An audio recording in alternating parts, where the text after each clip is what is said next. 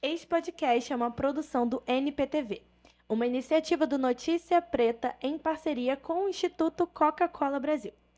Fala pessoal, eu sou Bárbara Souza, jornalista do Notícia Preta e você chegou ao Ecos. E hoje nós vamos abordar um tema inspirador e necessário: mulheres em posição de liderança. Vamos falar sobre as barreiras enfrentadas, as conquistas e também sobre os caminhos para ampliar a presença feminina em espaços de decisão e poder. E para enriquecer essa conversa, temos uma convidada extraordinária, a Tati Brandão. Tati, é um prazer, seja bem-vinda. Eu que agradeço a oportunidade, estou muito feliz por estar aqui, por esse convite. Agradeço mesmo, principalmente nesse mês tão especial para nós, pessoas negras, mulheres negras. Exatamente. Gratidão. Bom, então vamos começar te apresentando, Tati. A Tati é uma mulher de muitas dimensões. Ela é fundadora da Tati Brandão Mentoria de Líderes, analista comportamental, mentora, pesquisadora, escritora e uma palestrante do TEDx, assim, impressionante. Além disso, ela é mãe, moradora da Baixada Fluminense e uma grande defensora da ancestralidade negra e do cuidado coletivo. Bom, Tati, já deu para perceber que você ajuda a transformar a vida de várias pessoas. Como é o seu trabalho? Conta pra gente como você atua. Vamos lá. Olha, eu atuo primeiro com amor, com carinho. Eu gosto de trabalhar com pessoas e para pessoas. Uhum. Eu acho que se eu fosse querer ser lembrada pelo meu trabalho, acho que isso é o principal. Eu atuo através da minha empresa Uhum. de treinamento gerencial, consultoria, mentoria, que é a Tati Brandão, psicossociologia e mentoria de líderes. Uhum. Eu faço palestras, dou cursos, dou aulas, mas principalmente na área de liderança e carreira. Uhum. Então, eu trabalho colaborando para que líderes, pessoas, se tornem líderes melhores. Nós estamos com necessidade de termos melhores líderes em nosso país, no mundo. Então, a minha colaboração é para que essas pessoas se tornem melhores comandantes, que aproveitem melhor o cargo de liderança Uhum. da qual eles pertencem. E a minha especialidade são pessoas pretas, mulheres negras, homens negros. E eu fui me aperfeiçoando, fui me especializando de forma orgânica. Foi por procura, foi por demanda. Uhum. Então, a maior parte dos meus clientes são pessoas negras, principalmente mulheres. É interessante você pontuar que é uma questão de demanda, então tem muitas pessoas procurando melhorar a forma como elas estão liderando seus projetos, suas empresas. É, E aí, eu também queria trazer para você. Você acaba também sendo uma líder e você sempre pontua que ser uma mulher negra faz parte desse seu trabalho, do que você faz. Então, como Tati, mulher negra, influencia na liderança que você exerce também? Muito boa pergunta. Não tem como desassociar a nossa pele, a nossa raça, que é uma construção social, se a gente for ver pelo lado social da história, né? A formação da questão do processo racial. Então, querendo ou não, o que chega sempre primeiro é a nossa pele, a nossa cor, é o nosso corpo, é o nosso cabelo, é o nosso fenótipo. Então, a partir disso, a minha liderança é muito crítica, é muito consciente. Eu tenho muita consciência dos lugares, dos espaços, dos ambientes aos quais eu pertenço, por onde eu transito, como eu chego, entendeu? Então, isso não é desassociado do meu fazer enquanto mulher negra.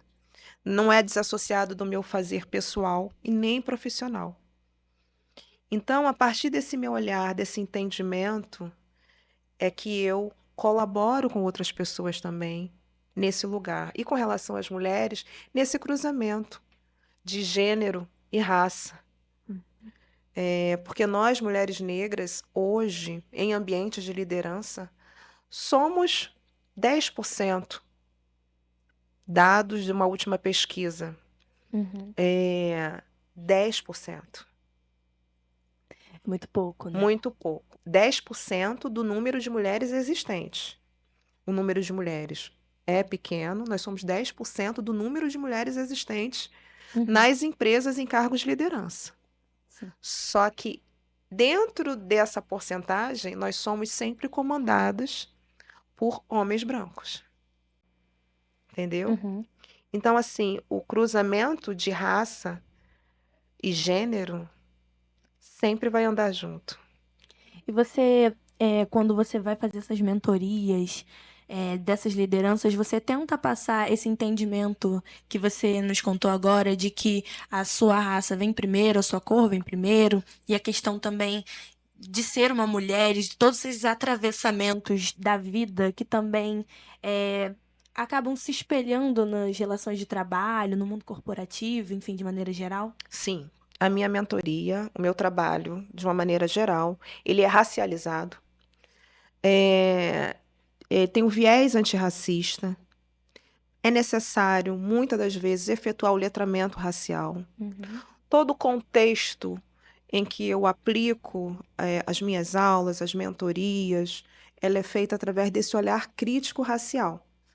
Porque não tem como nós crescermos, quebrar barreiras, se posicionar, assumir o nosso poder de liderança, a nossa força de liderança que vem dos nossos ancestrais, assumir o que nós já temos, Uhum. se não trabalhar de forma crítica a questão da racialidade. É muito importante mesmo. É, e essa forma crítica, acredito eu, que também tem a ver com avaliar o mundo que a gente vive, né? E todas as circunstâncias a que estamos expostos na hora de liderar, de tomar frente dos nossos projetos, da nossa vida de maneira geral. E aí eu queria que, na sua experiência, quais são as principais barreiras, dificuldades, assim, para além das que a gente já conhece da prática, mas quais são essas dificuldades que as mulheres negras têm na hora de exercer a sua liderança mesmo, assim? Ah, bom, são várias, né? A primeira questão é o racismo institucional. Uhum. Não é o racismo institucional, porque ele vem do lugar do pacto de branquitude. Não tem como falar em mulheres na liderança, mulheres negras na liderança, sem falar da questão do pacto de branquitude, que ocorre, e aí temos o racismo institucional. Uhum. Temos também a questão da falta de experiência em lugar de liderança, mas é uma falta de experiência pela falta de oportunidade e acesso. Não é falta de habilidade, Uhum. não é? Porque nós, mulheres negras, se nós formos ver a nossa história, as nossas ganhadeiras, as quitandeiras, não é? Se formos ver as nossas ancestrais cuidando dos quilombos, o processo de gerenciamento, de comando, vem de um lugar de liderança.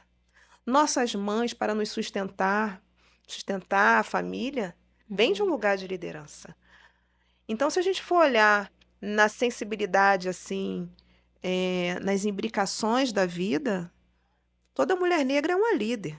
A partir da sua casa, a partir do que já enfrenta, a partir da gestão da sua casa, dos recursos que lhes são disponíveis. Então, quando eu falo de falta de experiência, é a questão da falta de oportunidade e acesso para esses lugares. A questão também da educação. Uhum. Nós, desde criança, né, a gente vem sendo educada numa educação racista, onde os livros de história não refletem os verdadeiros fatos da vida com relação à nossa herança ancestral. Sim. Isso tem sido discutido, né, nos últimos tempos, Exatamente. inclusive. Então, tem a Lei 10.636, certo? Se- 639. 639, perdão. Nada. É, essa lei que a gente luta constantemente para que ela seja cumprida. é necessário fazer vários pactos, é necessário políticas públicas, é necessário salvar essas políticas. Sim, É dia após dia, para que seja cumprido o nosso direito. exatamente. Para que quando chegar no processo de educação de um homem preto, de uma mulher preta na escola, na faculdade, ela se reconheça enquanto líder. Nós não temos também disponível em facilidade, de forma orgânica, representações de liderança, Uhum. principalmente corporativas, nas empresas, no âmbito profissional. É necessário fazer uma mudança de imagem nisso, não é? Mudar o nosso imaginário. Uhum. Isso tudo é uma construção. Sim. Então, isso tudo gera o quê? Uma baixa estima. A baixa estima também é uma das dificuldades de mulheres negras assumirem seus papéis enquanto líderes. Muitas já estão no lugar de liderança, mas não se reconhecem enquanto líderes. É engraçado você citar isso, porque assim que você falou sobre as nossas mães, os nossos ancestrais já serem líderes, eu sempre penso na família dos meus pais, mas principalmente do meu pai, que foi e ainda é um homem cercado por mulheres. Ele brinca sempre que é um homem cercado por mulheres que mandam nele. Somos todos líderes ao redor dele. Mas, e aí você traz essa questão de não se reconhecer no lugar de liderança e não ver outras pessoas de exemplo de liderança.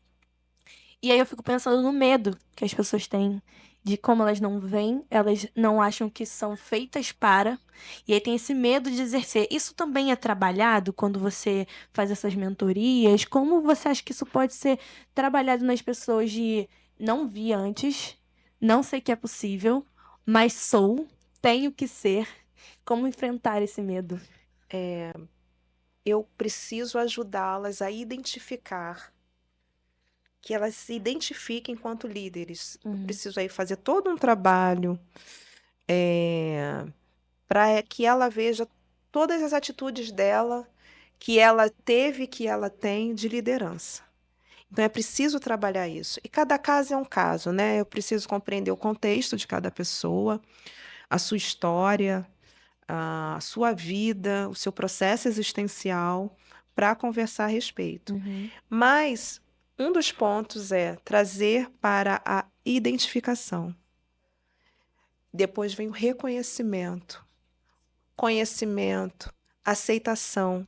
Porque não basta só você identificar. Você identifica, mas você se reconhece nesse lugar? uhum. Você aceita? São etapas Sim. que tem que ser feita com muita assim tranquilidade, com tempo de reflexão. Não é da noite para o dia.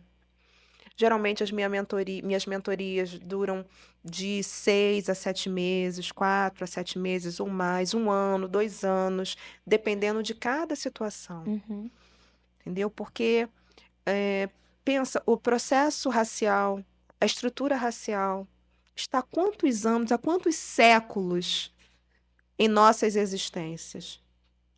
Então, é necessário também um tempo para que entendamos uhum. a força latente que já nos constitui, a força da qual somos constituída. Então, da mesma forma que tem esse tempo de construção toda presente, a gente precisa de tempo para reconstruir novos imaginários, novas sensações, novas percepções, cosmopercepções, sentimentos, apreensão da vida, pertencimento. Então, assim, vai-se um tempo aí.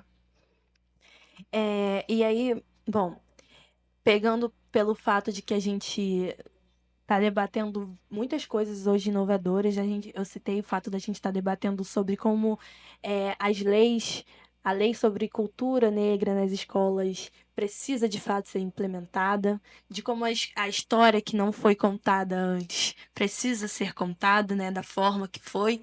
É, eu também queria saber, porque a gente tem tido uma movimentação nas empresas da inclusão, da diversidade. Então, qual é a importância, ao seu ver, de ter lideranças que entendam essa importância de ter a diversidade, a inclusão nos espaços corporativos e de levar isso também para as lideranças dessas empresas, né? Como que você vê isso? Necessário e urgente. É necessário e urgentíssimo que todas as lideranças sejam sensibilizadas e assumam o seu papel antirracista.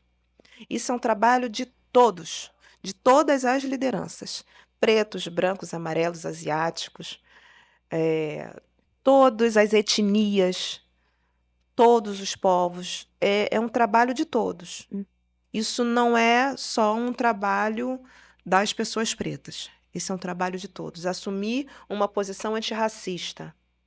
Assumir uma posição de diversidade plena, sim, que reflete o nosso país. Então, a gente precisa refletir a nossa diversidade estrutural do nosso país.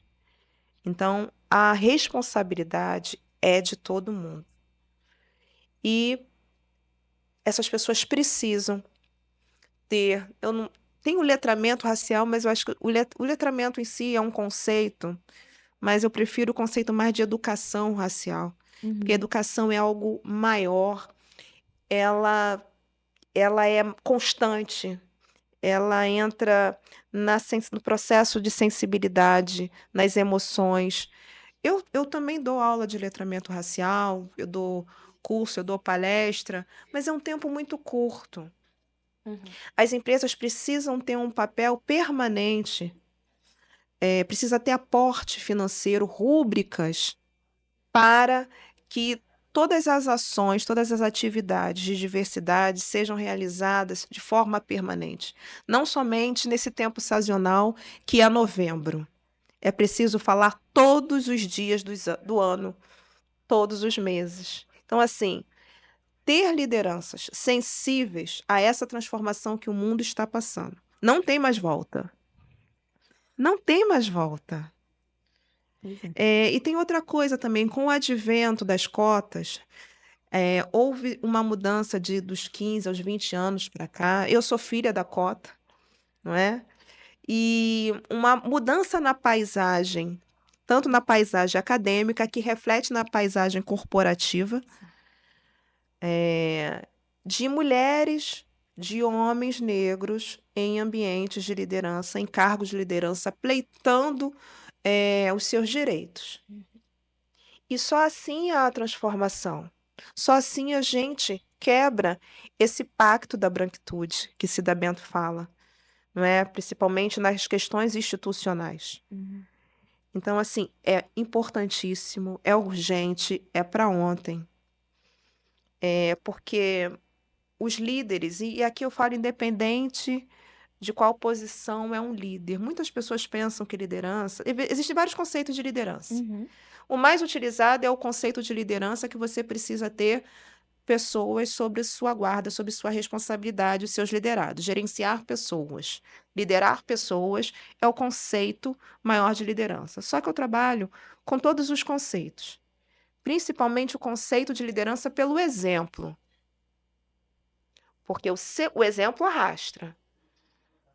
Então, muitas das vezes, você pode não ter pessoas sob sua responsabilidade, você não é um líder de equipe, mas o seu exemplo influencia. Então, é necessário trabalhar isso, trabalhar esse conceito de liderança, a postura de liderança, a partir de vários lugares. Porque você pode ser a representante do bairro de onde você vem. Você pode ser representante do grupo da sua família. E você vai influenciar uma criança, um sobrinho, um filho, um irmão.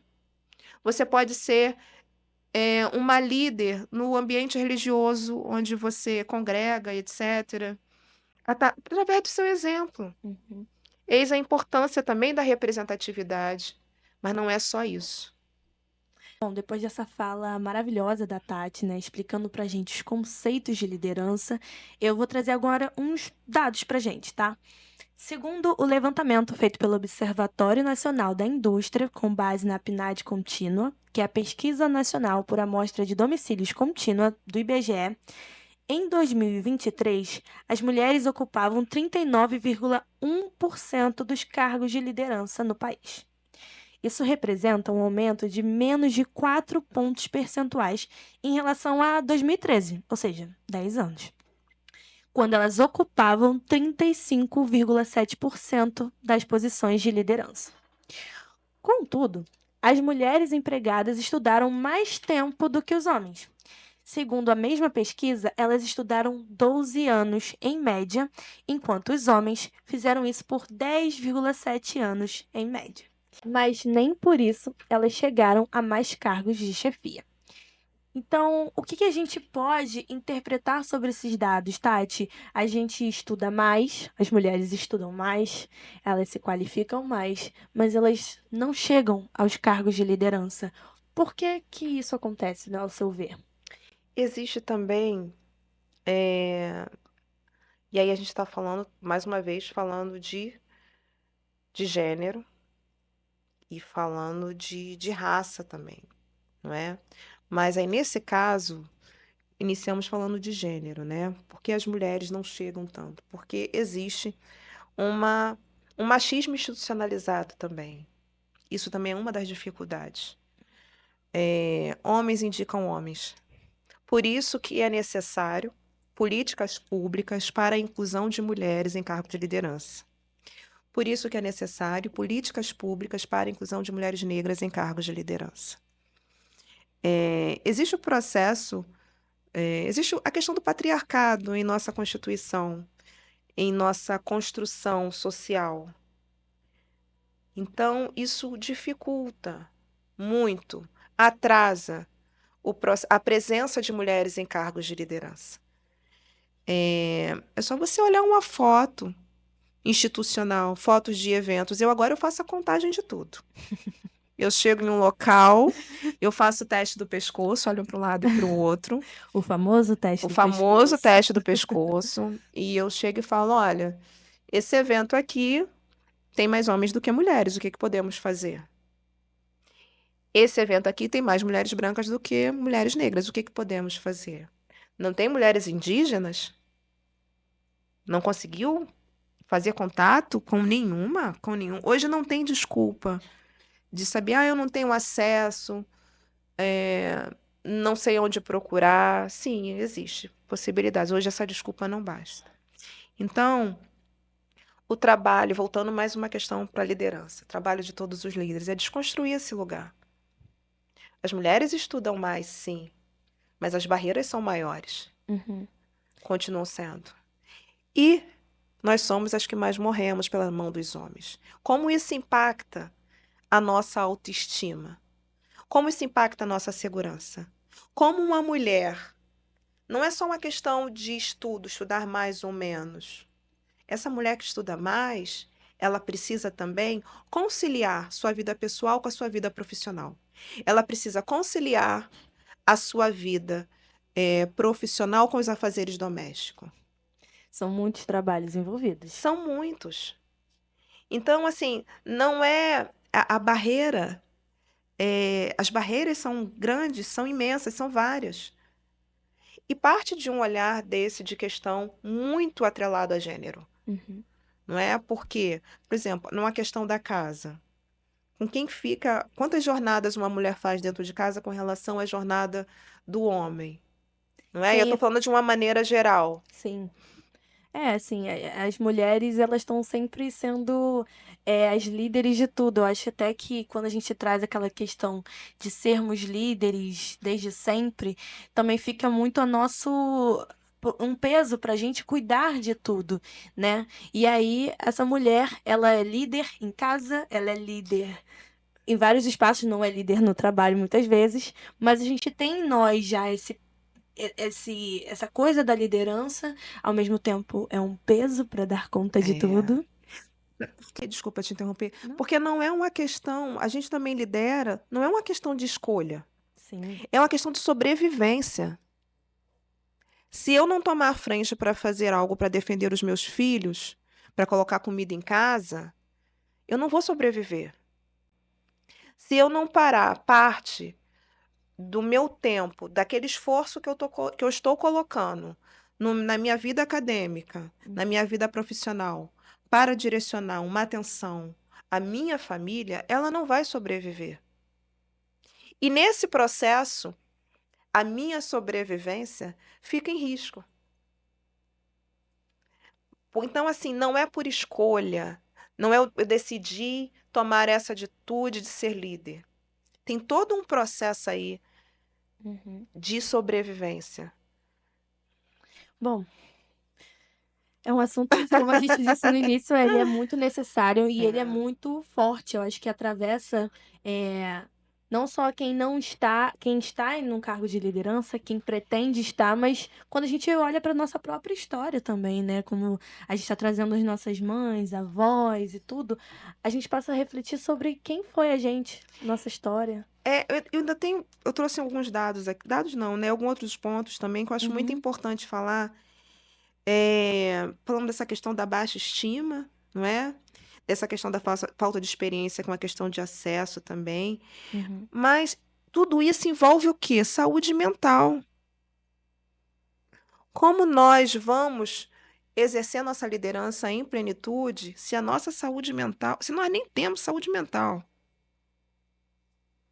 E aí tem a questão da pandemia, tem, mas assim, antes já era assim. Já era complicado. A pandemia aumentou, eh, só aumentou essa carga. Hum. Tem a questão da mobilidade social.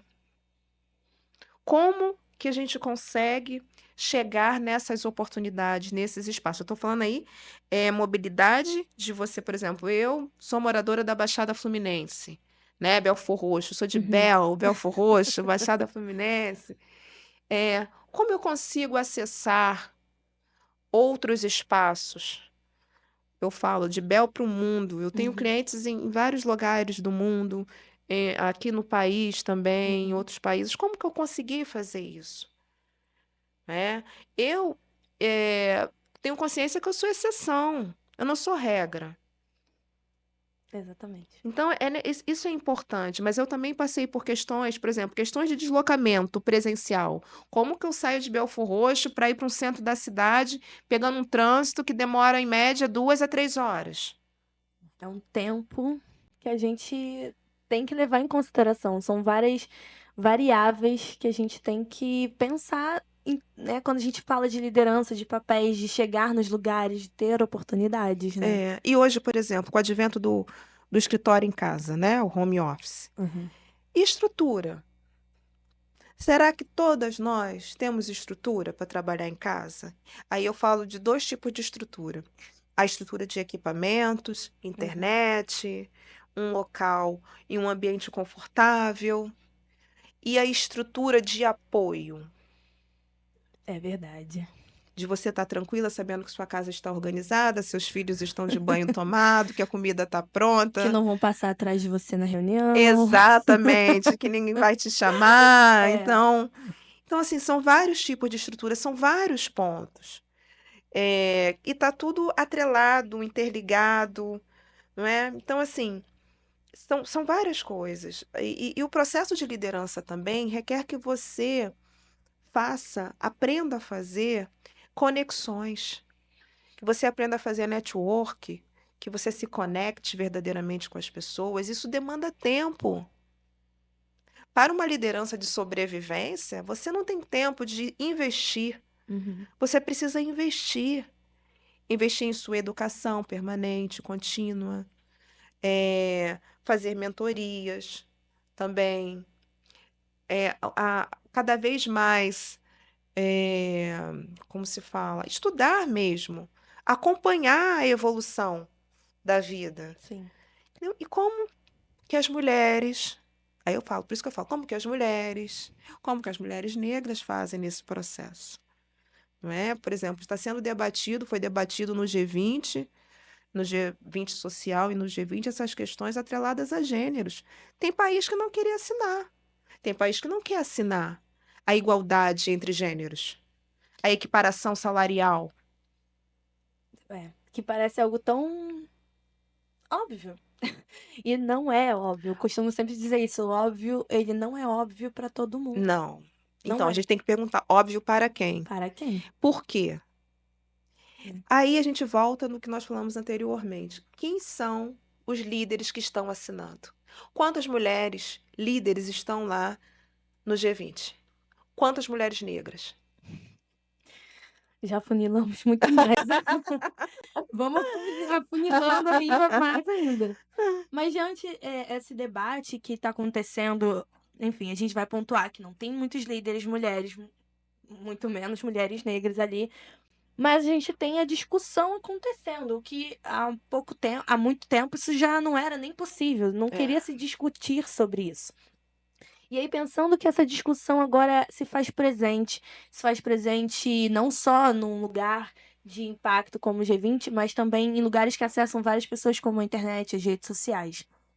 Como você vê, então, as lideranças do futuro, principalmente as lideranças femininas, que é o que a gente está tratando aqui, a partir dessa discussão, dessas mudanças, dessas promoções de incentivo a lideranças femininas, que acontecem talvez de forma tímida ainda, mas como é a liderança feminina do futuro? Como você vê, enxerga isso? Olha, eu não enxergo, eu sinto. Muita positividade. Porque quando a gente fala em enxergar, a gente só está usando um sentido só. E isso é algo que a gente precisa desconstruir. Porque nós somos por inteiro. Então, não basta só enxergar, é necessário sentir. E para sentir, a gente precisa entrar numa conexão maior com a nossa ancestralidade, né? Com aqueles. Eu sempre coloco a ancestralidade na mesa, porque é uma prática, faz parte do meu cotidiano.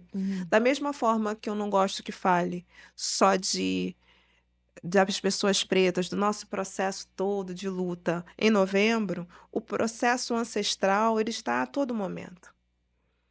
Então, eu sinto que não há mulheres para o futuro, há mulheres sempre no presente. O passado e o futuro é uma construção, porque a gente está falando aí de tempo. Aí eu chamo aqui a presença da querida Leda Martins, do tempo espiralar e do nosso tempo ancestral. Quando nós olhamos para as nossas potencialidades, para o nosso momento presente, a nossa presença, a nossa presentificação enquanto mulheres na liderança, ela existe e sempre existiu. A questão é uma questão de narrativa, é uma questão de discurso. O discurso daqueles que consideram-se dominantes é o discurso público, porque eles têm os equipamentos, eles têm o aporte, eles têm as máquinas que possibilitam comunicar publicamente as suas ideologias, as suas ideias. Aquilo que eles querem que sejam reconhecidos como história. Mas existe um discurso oculto que acontece nas nossas redes, mas que hoje também se torna público. Isso que nós estamos fazendo aqui é um discurso público das nossas forças, das nossas potencialidades enquanto pessoas negras. Esse podcast, essa entrevista, para nós chegarmos até aqui, muitas pessoas trabalharam para isso, muitas mulheres negras, muitos homens negros, muitos jornalistas, muitas pessoas. Tem muitas pessoas, muitas cotas envolvidas, muitas políticas públicas, muitos ancestrais, o sangue dos nossos ancestrais. Então, sempre existiu. Muitas mulheres líderes envolvidas, muitos líderes envolvidos, mulheres negras, homens negros. Seja daqui, seja de África, seja aqueles também que ficaram pelo Atlântico. eles que nos sustentam até aqui. Então, o futuro é agora. Ou seja, sua visão de liderança futura já está acontecendo. Já está acontecendo. Eu acho que isso é uma visão mais. Ela é inspiradora no sentido de que a gente não tá esperando algo acontecer. Eu acho que a Não. gente tá vivendo e isso incentiva a gente a fazer, a correr Sim, atrás, né? porque a gente tem que ter o cuidado. O futuro é necessário a gente pensar, planejar, criar estratégias para tomar melhores decisões, decisões mais assertivas, certo? Uhum. Só que essas decisões acontecem no presente sempre. Como eu falei, eu estou trabalhando muito do processo do tempo espiralar, num tempo de atravessabilidade. Eu posso ir no futuro, eu posso ir no passado e, ao mesmo tempo, eu estou no presente. A minha construção de futuro é agora. A gente precisa trabalhar um pouco mais a questão do presente para não se perder no futuro. Porque a gente precisa dar conta do presente, que é um presente. Nós estamos vivos e vivas, passando por situações climáticas inimagináveis, ou melhor, imagináveis. Não é o que nós estamos passando hoje, não é surpresa.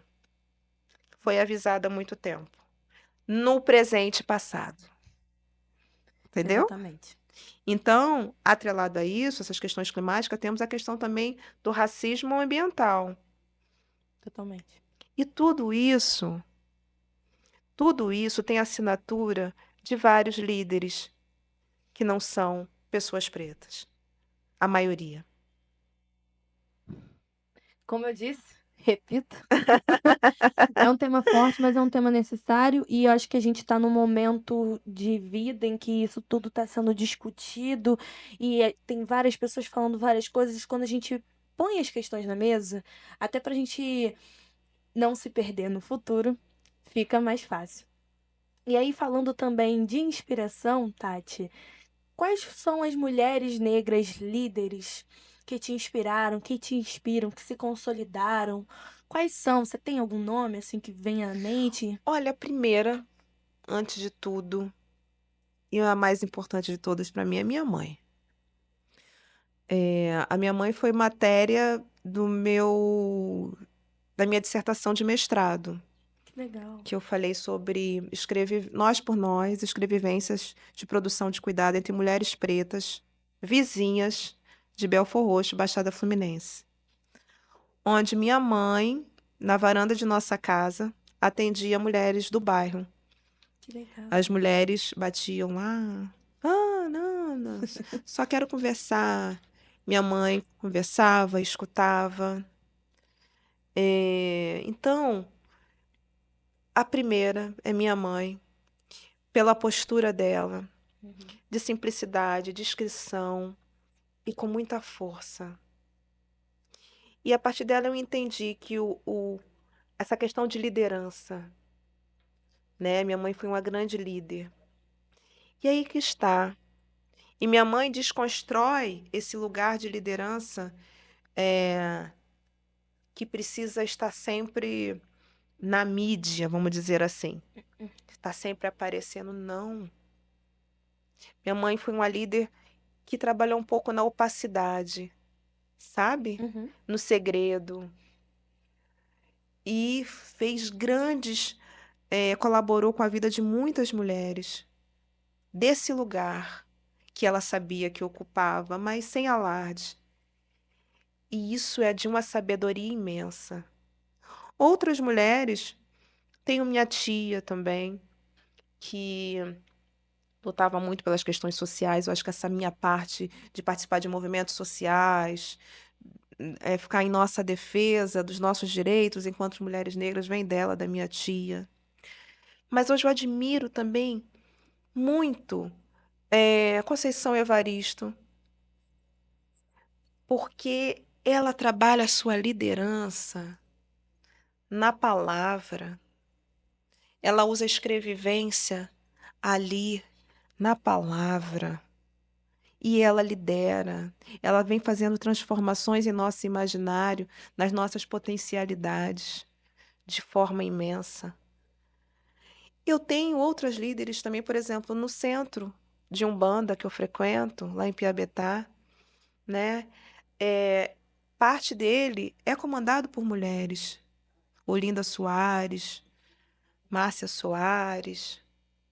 Tem homens também, mas são mulheres que comandam. E é um comando espiritual muito forte.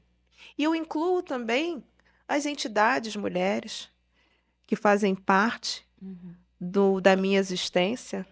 Maria Bulambo, Gertrude, Ciganas.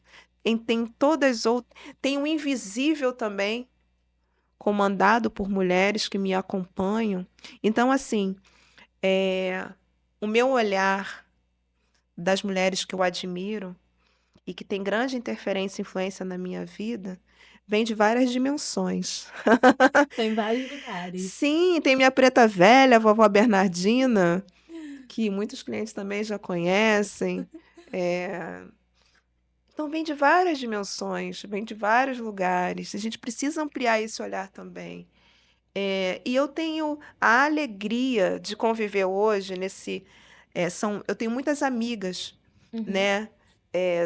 De quase de mesma idade, contemporâneas, que eu admiro demais. Muitas mulheres as quais eu admiro imensamente, sabe? Que faz parte da minha vida. Eu fico feliz. Nossa, eu sou amiga dessa mulher. Conviver com Nossa, quem você admira, né? É com um quem eu outro. admiro. Não, então assim. E fora também que eu admiro as minhas clientes. Eu falei, gente, eu sou mentora dessa mulher a qual eu admiro tanto. Então, assim, eu tenho essa consciência Uhum. e eu agradeço muito, mas por isso, porque eu tenho um olhar no presente. Então, eu identifico esse momento como importante, sabe? E é muito legal isso, assim. E eu fico feliz porque a vida vai me levando para caminhos para conhecer novas pessoas. Então, eu vou sempre renovando. E a gente estava falando disso, né, mais cedo, de como a gente encontra lugares, pessoas incríveis. É. Esse encontro, por exemplo, eu tô adorando, gente, de verdade. Eu tô aqui, eu não sei se dá pra ver, mas eu tô. Ela vai falando, ela tem uma voz calma, aí você vai ouvindo, você vai se envolvendo. E nessa coisa de me envolver, de ouvir sobre as suas inspirações, sobre potencialidades, me veio uma coisa à cabeça, né? Um serviço aqui importantíssimo para vocês, já que a gente está aqui falando sobre potencialidades, é para que vocês conheçam o Coletivo Online, que é um programa de capacitação que está abrindo as portas do mercado de trabalho para jovens de todo o Brasil. E ele pode fazer parte da sua história. Então, você jovem que está finalizando o ensino médio, que já finalizou, que quer se profissionalizar, que quer se preparar para o mercado de trabalho, o Coletivo Jovem é um curso gratuito e online para você. Então, pega essa dica, né? Dicas importantes a gente compartilha. E por falar em dicas, a nossa querida Tati trouxe aqui alguns livros, né? Sim, Que ela queria indicar para vocês. eu quero indicar. Tá, então você pode já indicar para sua Posso. Eu câmera. sou coautora desse livro. Esse livro aqui é o livro idealizado por Vilma Piedade. Nós, mulheres do século passado. Idealização de Vilma Piedade, organização de Andréa Pachá e Cristina Gaulia, tá?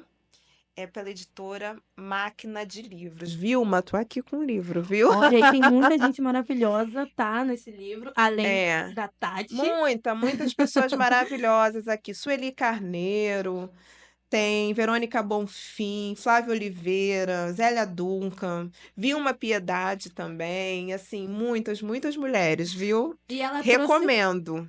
trouxe, ó, mais outro livro. Ah, você vai mostrar aí? Tudo bem. Vou.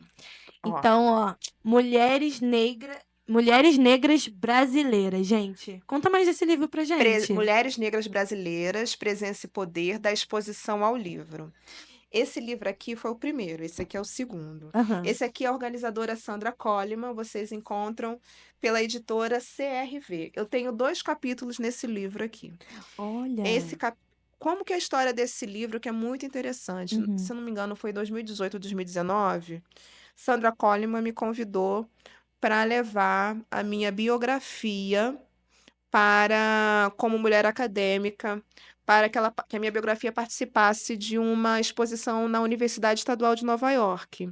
Coisa chique, né? Pois é, porque além de ser doutoranda e mestra em psicossociologia de comunidades e ecologia social, hoje pelo FRJ, de ser tudo isso que você falou, educadora, eu sou designer de interiores também.